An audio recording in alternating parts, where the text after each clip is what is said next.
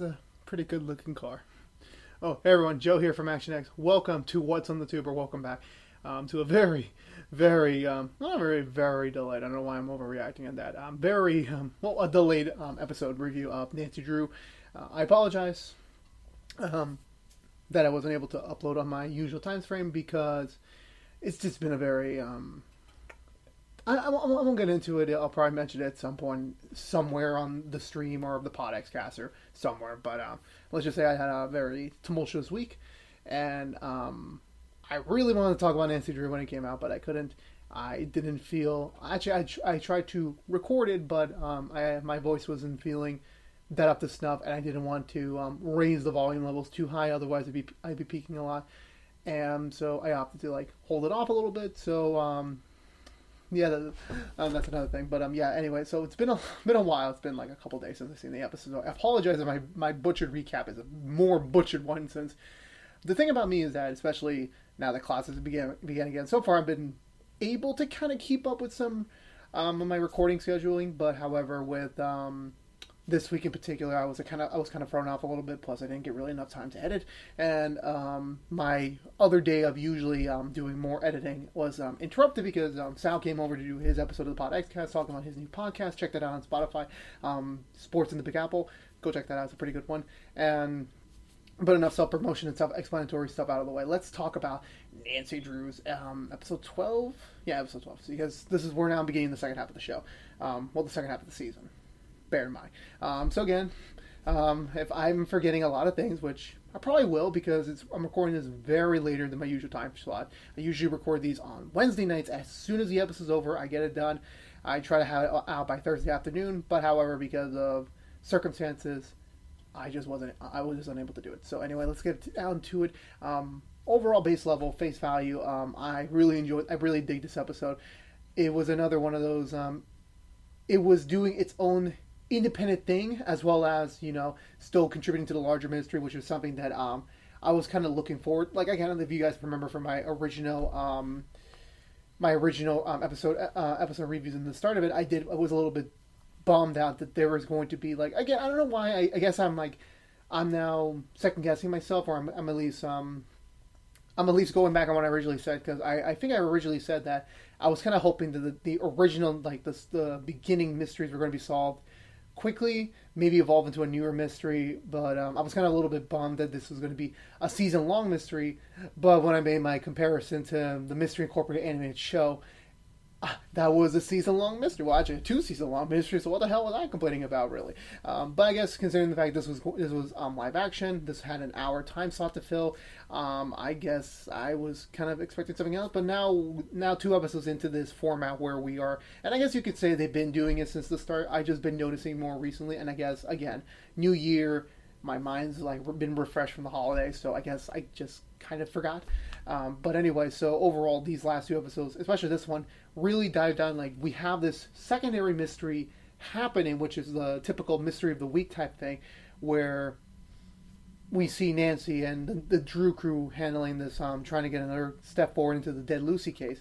And they uncover another mystery that was happening within the confinement of I think it was a mental hospital, I forgot what the terminology was for the building they went to, but either way, I really enjoyed this episode. I think they progressed some things step by step. They did a very organic follow-up to last week's mid-season point / kind of a major push in the right direction in terms of solving the Tiffany case / Dead Lucy case / Hudson's are guilty.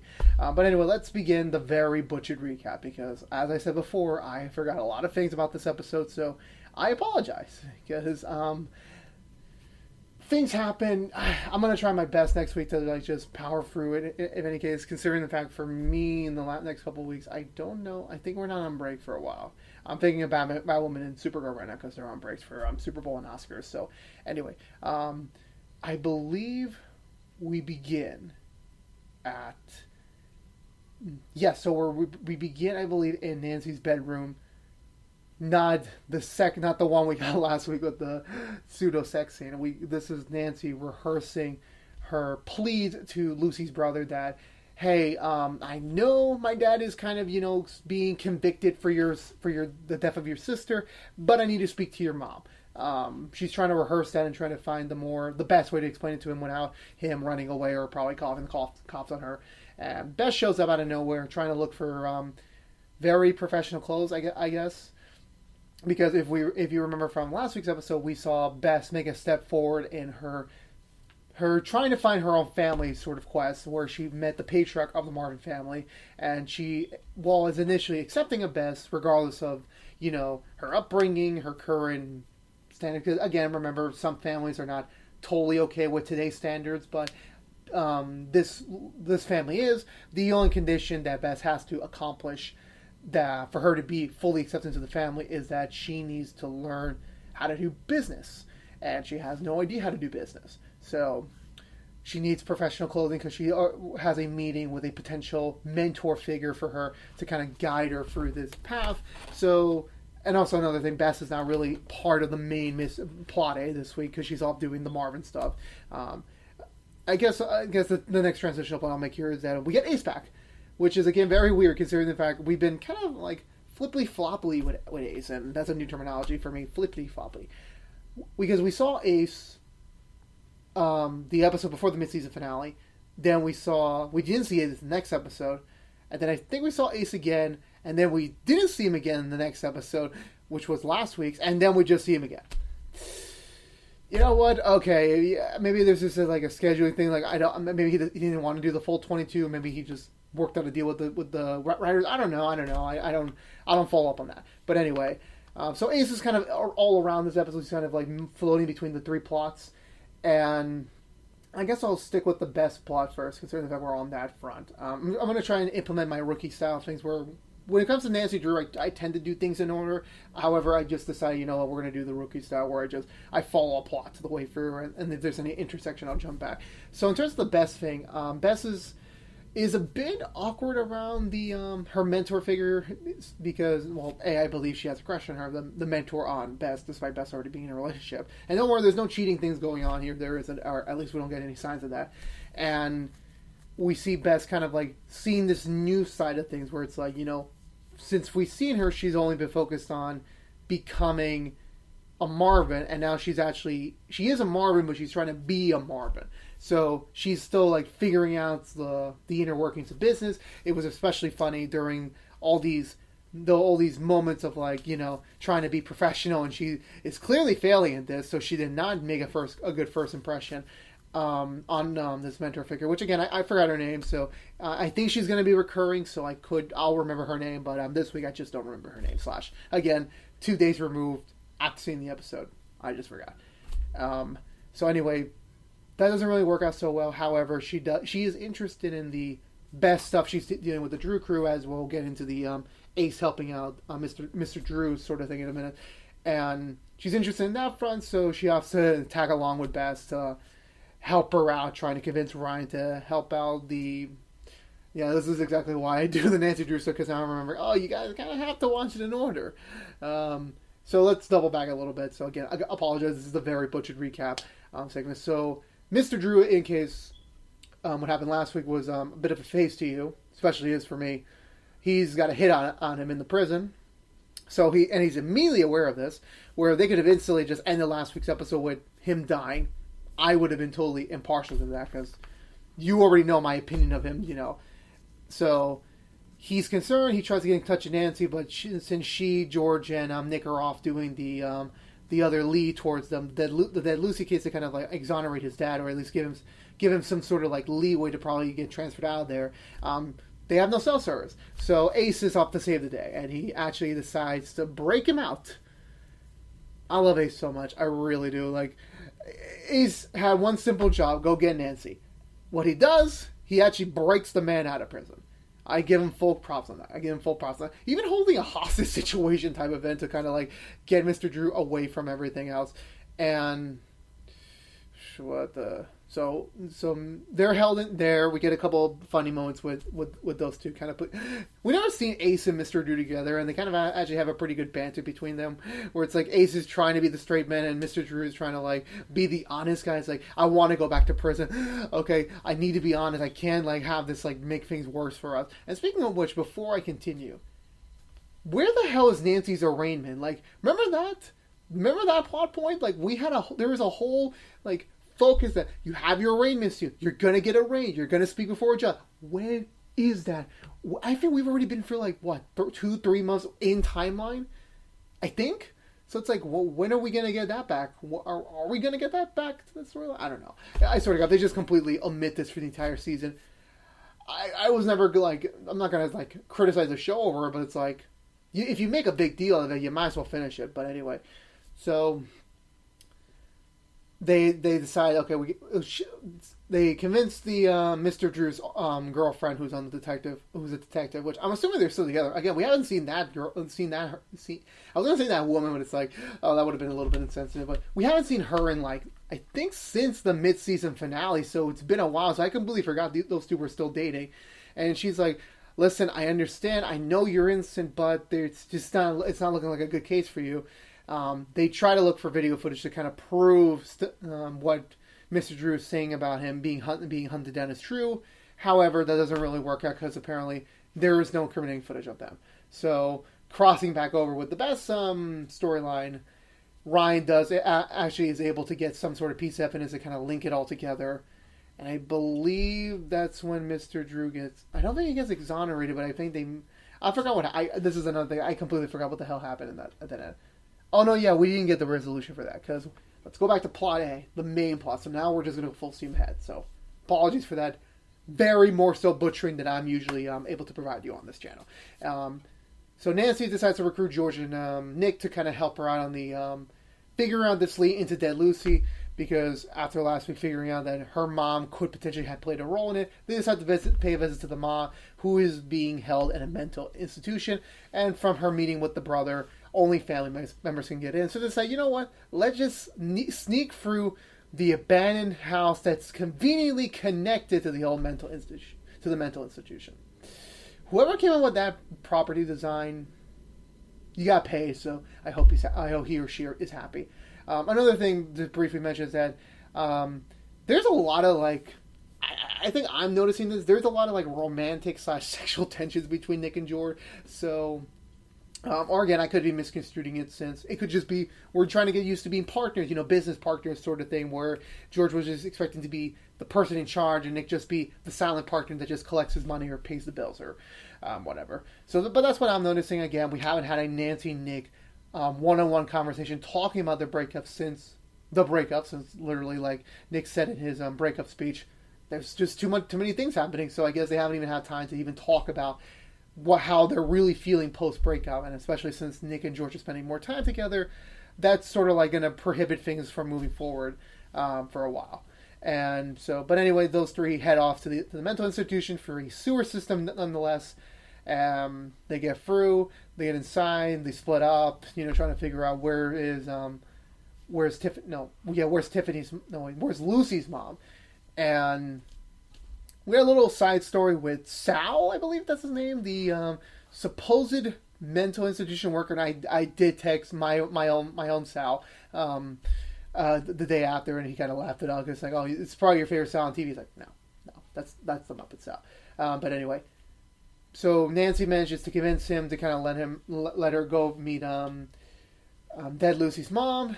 They have a talk, but I keep convincing. What you to do. And Nancy Drew writers, can you please just solve one mystery already so I don't have to keep going back and forth between the two cases? Like, have you guys even forgotten about Tiffany? Have you guys forgotten about Tiffany? I mean, we haven't seen much progress. This has been Dead Lucy.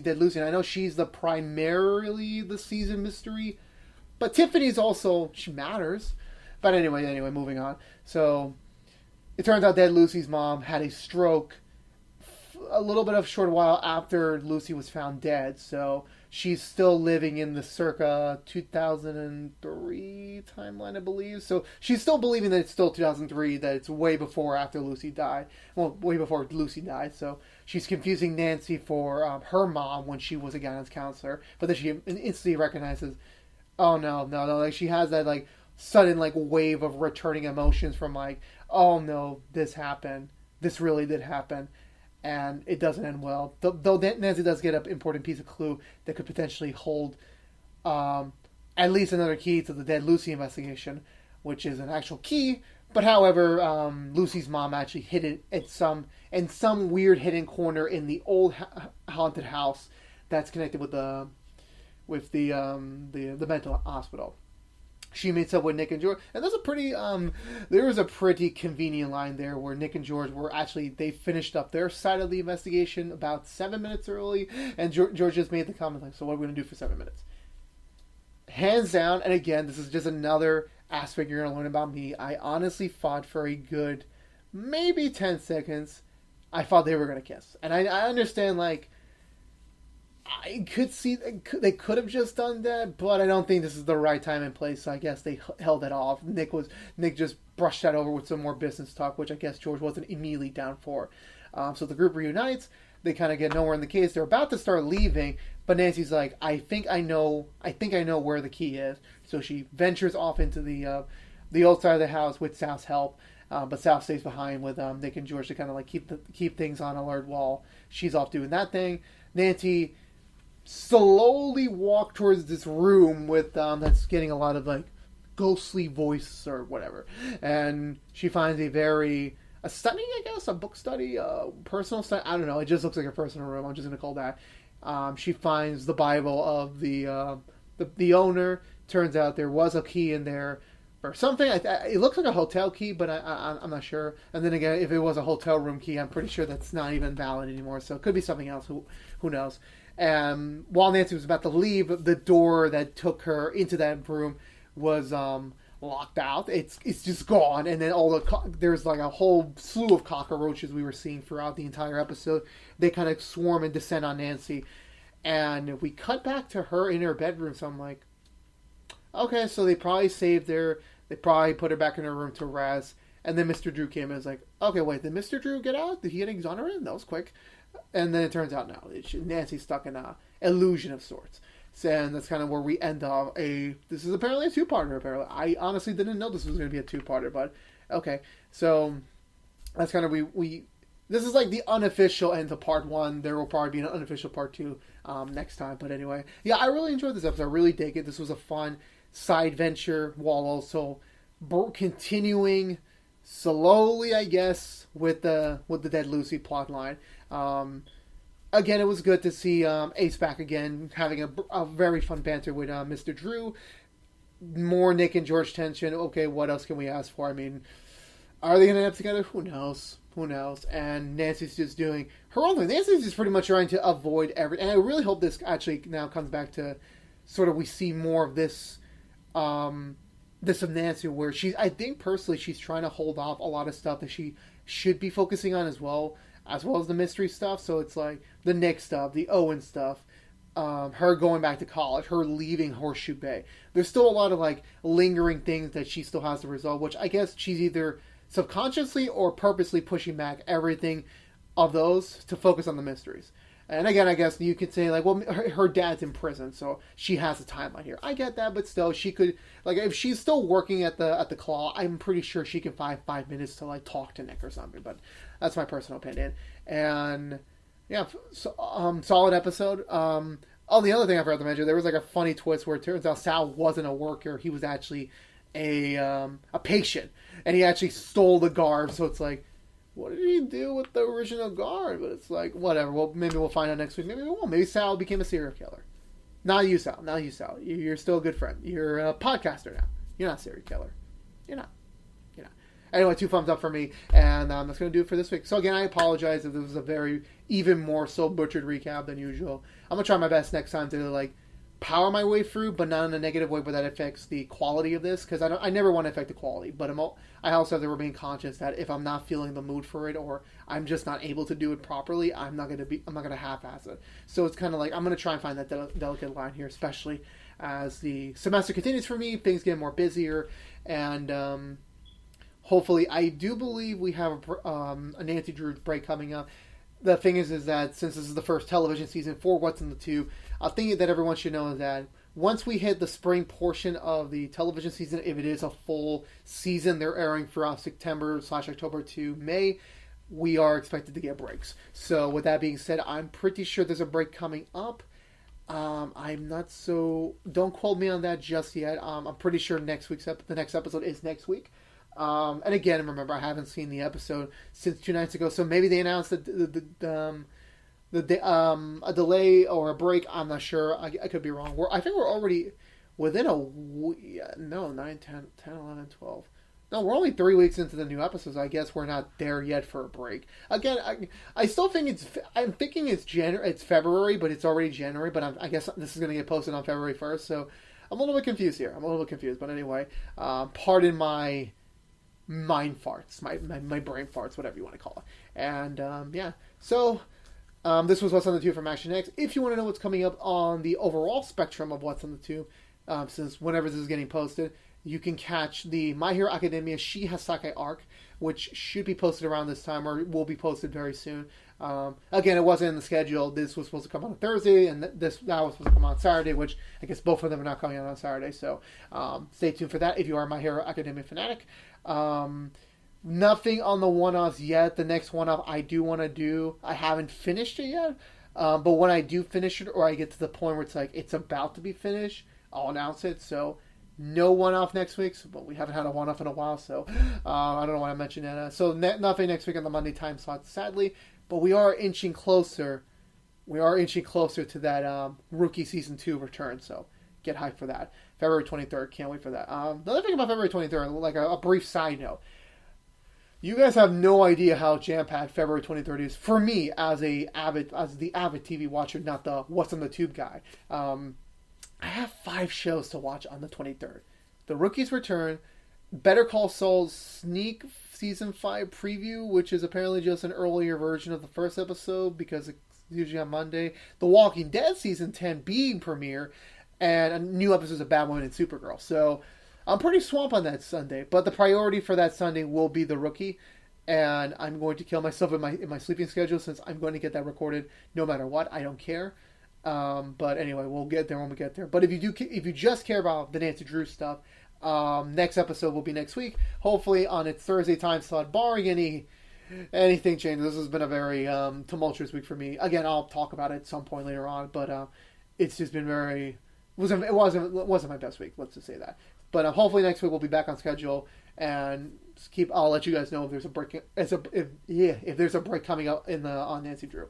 But anyway, that's it for me, guys. If you were unaware, this was What's on the Tube from ActionX. If you want to see more of What's on the Tube, please subscribe to the channel. Please ring the bell for notifications when we have a new video live.